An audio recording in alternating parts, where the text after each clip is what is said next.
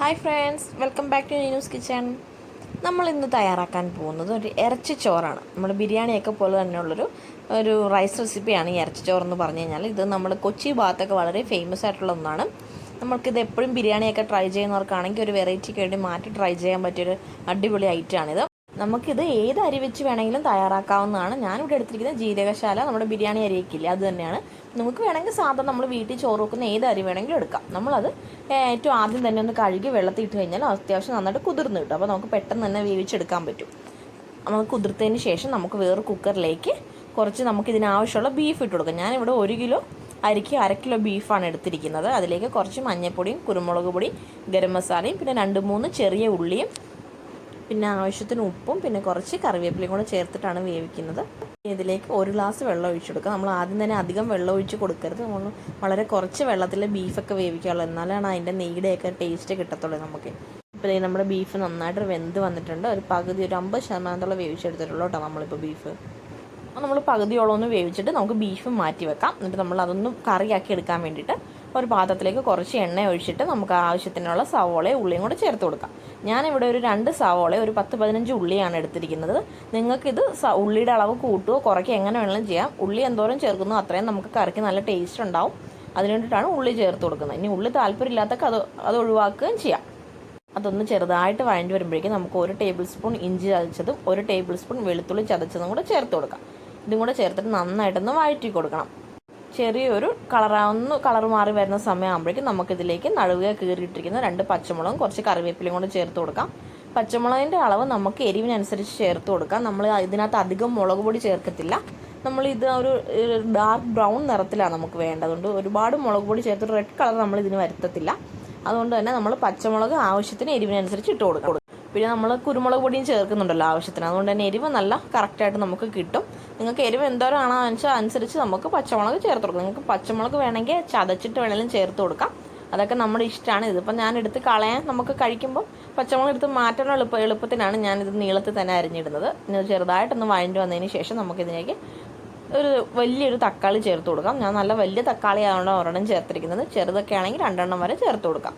തക്കാളിയും കൂടെ ചേർത്തിട്ട് നന്നായിട്ട് ഇത് വെന്തുടഞ്ഞ് കിട്ടണം. നമുക്ക് നമ്മുടെ തക്കാളിയും സവോളയൊക്കെ നന്നായിട്ട് വെന്തുടഞ്ഞ് വരണം. ഇപ്പോഴത്തേക്ക് നമ്മുടെ തക്കാളിയൊക്കെ നന്നായിട്ട് വെന്തുടഞ്ഞ് വന്ന് ഇനി നമുക്ക് ഇതിലേക്ക് ആവശ്യത്തിനുള്ള പൊടികൾ ചേർത്ത് കൊടുക്കാം. ഒരല്പം മഞ്ഞൾപ്പൊടിയും 1 ടേബിൾ സ്പൂൺ കുരുമുളക് പൊടിയും 1 ടേബിൾ സ്പൂൺ ഗരം മസാലയും 2 ടേബിൾ സ്പൂൺ മല്ലിപ്പൊടിയും 1 ടേബിൾ സ്പൂൺ മുളക് പൊടി. ഇത്രയാണ് നമ്മൾ ഇതിലേക്ക് ചേർക്കുന്ന പൊടികൾ. ഞാൻ പറഞ്ഞില്ല, മുളക് പൊടി നമ്മൾ അധികം അങ്ങ് ചേർക്കത്തില്ല. ഒരു ചെറിയൊരു കളർ കിട്ടാൻ വേണ്ടി മാത്രമേ നമ്മൾ മുളക് പൊടി ചേർക്കുന്നുള്ളൂ. അതും കാശ്മീരി മുളക് പൊടിയാണ് ചേർത്തിരിക്കുന്നത്, സാധാ മുളക് പൊടിയല്ല. നിങ്ങൾക്ക് സാധാ മുളക് പൊടിയാണ് താല്പര്യം എന്നുണ്ടെങ്കിൽ അങ്ങനെ വേണമെങ്കിൽ നമുക്ക് ചേർത്ത് കൊടുക്കാം. ഇത് നമ്മുടെ പൊടികളുടെയൊക്കെ ഒന്ന് പച്ചമണം നന്നായിട്ട് മാറിയതിന് ശേഷം നമുക്ക് അതിലേക്ക് കുറച്ച് മല്ലിയിലയും പുതിനയിലയും കൂടെ ചേർത്ത് കൊടുക്കാം. നമുക്ക് നന്നായിട്ട് ഇത് വഴറ്റി കൊടുക്കണം. ഒന്നുകൂടെ നമ്മൾ ഈ സവോളയൊക്കെ നന്നായിട്ടൊന്ന് വഴറ്റി വരണം, ഒന്ന് ഉടയുന്ന പരുവത്തിലായി വരണം. നിങ്ങൾക്ക് വേണമെന്നുണ്ടെങ്കിൽ ഇത് കുക്കറിലിട്ടും വേവിച്ചെടുക്കാം കേട്ടോ. നമ്മൾ ആ കറി ആദ്യമേ നമ്മൾ ബീഫ് വേവിച്ചില്ലേ, അതിന് മുമ്പായിട്ട് തന്നെ നമ്മൾ കുക്കറിൽ തന്നെ ഇങ്ങനെ മസാല തയ്യാറാക്കിയിട്ട് ഈ മസാലയുടെ അകത്തേക്ക് ബീഫ് ഇട്ട് കൊടുത്തിട്ട് വേവിച്ചെടുക്കാം. എങ്ങനെയാണോ നമ്മുടെ ഇഷ്ടം നമുക്ക് അതിനനുസരിച്ച് ചേർത്ത് കൊടുക്കാം.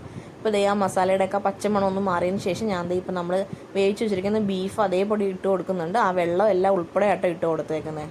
ഇനി ഇതും കൂടെ നന്നായിട്ട് വെന്ത് നമ്മൾ പകുതിയെ ബീഫ് വേവിച്ചിട്ടുള്ളൂ. ബാക്കി ഒരു 90% കൂടെ നമ്മൾ ഇതിനകത്ത് ഈ കറിയുടെ അകത്ത് കിടന്ന് ഇതൊന്ന് വേകണം. അങ്ങനെ ആകുമ്പോഴേക്കും നമ്മുടെ ഈ സവോളയും തക്കാളിയൊക്കെ നന്നായിട്ട് വെന്തുടഞ്ഞ് നല്ല കട്ടിയായിട്ട് വരും. നമ്മുടെ ഈ വെള്ളമൊക്കെ ഒന്ന് ചെറുതായിട്ടൊന്ന് പറ്റിയൊക്കെ വരും. ആ കറി അവിടെ തയ്യാറാകുന്ന സമയത്ത് നമുക്ക് ഇപ്പുറത്ത് റൈസ് ഒന്ന് വേവിച്ചെടുക്കാം. അതിന് വേണ്ടിയിട്ട് ഞാനിവിടെ ഒരു പാത്രത്തിലേക്ക് കുറച്ച് എണ്ണ ഒഴിച്ച് കൊടുക്കുന്നുണ്ട്. എണ്ണ നമ്മൾ സാധാ വെളിച്ചെണ്ണ തന്നെ ഉപയോഗിക്കുന്നത്. നിങ്ങൾക്ക് വേണമെന്നുണ്ടെങ്കിൽ വേറെ എന്ത് എണ്ണ വേണമെങ്കിലും നമുക്ക് ഉപയോഗിക്കാം കേട്ടോ. ഒന്ന് ചെറുതായിട്ട് ചൂടായി വരുമ്പോൾ നമുക്ക് അതിലേക്ക് കുറച്ച് സ്പൈസസ് ചേർത്ത് കൊടുക്കണം. കുറച്ച് കുരുമുളകും, കുറച്ച് 2 ഏലക്ക, ഒരു തക്കോലം, 2 ഗ്രാമ്പു, ഒരു ചെറിയ കഷ്ണം പട്ട. ഇതൊന്ന് ചെറുതായിട്ട് മൂത്ത് വരുമ്പോൾ നമുക്കിതിലേക്ക് ഒരു 10-15 ചെറിയ ഉള്ളി അരിഞ്ഞതിനും കൂടെ ചേർത്ത് കൊടുക്കാം. ഈ ഉള്ളി മൂപ്പിച്ച് കഴിയുമ്പോൾ നമ്മുടെ റൈസിന് ഒരു പ്രത്യേക ടേസ്റ്റ് കിട്ടും. അതിന് വേണ്ടിയിട്ടാണ് ആദ്യം തന്നെ ഉള്ളി ഒന്ന് ചെറുതായിട്ട് മൂപ്പിച്ച് കൊടുക്കുന്നത്. നമുക്ക് ഇതിലേക്ക് കുറച്ച് കറിവേപ്പിലയും കൂടെ ചേർത്ത് കൊടുക്കാം. എന്നിട്ട് നന്നായിട്ട് ഇത് മൂപ്പിച്ച് കൊടുക്കണം. ഈ സമയത്ത് ലോ ഫ്ലെയിമിലോട്ട് മാറ്റണം. എന്നിട്ട് നമുക്ക് ഇതിലേക്ക് ഒരല്പം മഞ്ഞൾപ്പൊടി ചേർത്ത് കൊടുക്കാം. ഞാനിവിടെ റൈസിന് അധികം മഞ്ഞ കളർ കൊടുക്കുന്നില്ല. നിങ്ങൾക്ക് നല്ല മഞ്ഞ കളറിലൊക്കെ കഴിക്കാൻ ഇഷ്ടമുള്ളവർക്കാണെന്നുണ്ടെങ്കിൽ 1 ടേബിൾ സ്പൂൺ വരെ മഞ്ഞൾപ്പൊടി ചേർത്ത് കൊടുക്കാം. ഞാനിവിടെ ഒരു 1/2 ടേബിൾ സ്പൂണേ ഒഴിച്ചു കൊടുത്തിട്ടുള്ളൂ. പിന്നെ നമുക്ക് അരി വേവാൻ ആവശ്യത്തിനുള്ള വെള്ളം. ഞാനിവിടെ 1 ഗ്ലാസ് അരിക്ക് 1.5 ഗ്ലാസ് എന്ന അളവിലാണ് വെള്ളം എടുത്തിരിക്കുന്നത്. പിന്നെ അതിൻ്റെ കൂട്ടത്തിലേക്ക് ഒരു കപ്പിൽ കുറച്ച് തേങ്ങാപ്പാലും കൂടി ചേർത്ത് കൊടുത്തിട്ടുണ്ട്. പിന്നെ ആവശ്യത്തിനുള്ള ഉപ്പ് ഞാൻ എപ്പോഴും പറയുന്നത് നമ്മുടെ വെള്ളത്തിന് ടേസ്റ്റ് ചെയ്ത് നോക്കുമ്പോൾ ഒരു ഉപ്പിൻ്റെ ഒരു ടേസ്റ്റ് മുന്നിട്ട് നിൽക്കണം. അതാണ് കറക്റ്റ് പരുവെന്ന് പറയുന്നത്. ഈ സമയപ്പം നമ്മുടെ കറി നന്നായിട്ട് റെഡിയായിട്ട് വന്നിട്ടുണ്ട്. ഇപ്പോൾ നമ്മുടെ ചോറിനുള്ള വെള്ളം നന്നായിട്ട് വെട്ടിത്തിളച്ച് വരുന്നുണ്ട്. ഈ സമയത്ത് ഒന്നുകൂടെ ഉപ്പ് നോക്കണം. എന്നിട്ട് കറക്റ്റ് ചെയ്തിട്ട് മാത്രമേ നമ്മൾ ഇതിലേക്ക് അരി ചേർത്ത് കൊടുക്കാവുള്ളൂ. അതുപോലെ തന്നെ വെള്ളം നന്നായിട്ട് തിളച്ചതിന് ശേഷം മാത്രം അരി ഇടുക, അല്ലെങ്കിൽ നമ്മുടെ അരി ചിലപ്പോൾ ഒന്ന് കുഴഞ്ഞു പോകാനുള്ള സാധ്യതയുണ്ട്. എന്നിട്ട് നമ്മൾ ആ കഴുകി വെച്ചിരിക്കുന്ന അരിയിൽ നിന്ന് വെള്ളം ഒന്നും ഒട്ടും ഇല്ലാണ്ട് നമ്മൾ അരി വാരി നമ്മുടെ ഈ വെള്ളത്തിലേക്ക് ഇട്ട് കൊടുക്കുക. നമ്മൾ തിളച്ച വെള്ളത്തിലേക്ക് ഇട്ട് കൊടുക്കുക. എന്നിട്ട് ഒന്ന് നന്നായിട്ട് തിളച്ച് വരുന്ന സമയമാകുമ്പോഴേക്കും നമുക്കിതൊന്ന് അടച്ച് വെക്കാം. അടച്ച് വെച്ചിട്ട് ഒരു 10 മിനിറ്റിന് ശേഷം നമ്മളിതൊന്ന് തുറന്ന് നോക്കിയിട്ട് കുറച്ച് നാരങ്ങ നീര് അതിലേക്ക് ഒഴിച്ചു കൊടുക്കണം. അതാകുമ്പോൾ നന്നായിട്ട് ഒട്ടിപ്പിടിക്കാതെ കിട്ടും. ഇപ്പോൾ ഇതേ നമ്മുടെ റൈസിലേക്ക് ഒരു വെള്ളം ഒരു 90% നന്നായിട്ട് പറ്റി വന്നിട്ടുണ്ട്. ഈ ഒരു സമയമാകുമ്പോൾ നമ്മുടെ റൈസ് നന്നായിട്ടൊന്ന് ഇളക്കി കൊടുത്തതിന് ശേഷം നമ്മൾ നേരത്തെ തയ്യാറാക്കി വെച്ചിരിക്കുന്ന ബീഫിൻ്റെ മിക്സ് നമുക്ക് ഇതിലേക്ക് ചേർത്ത് കൊടുക്കണം.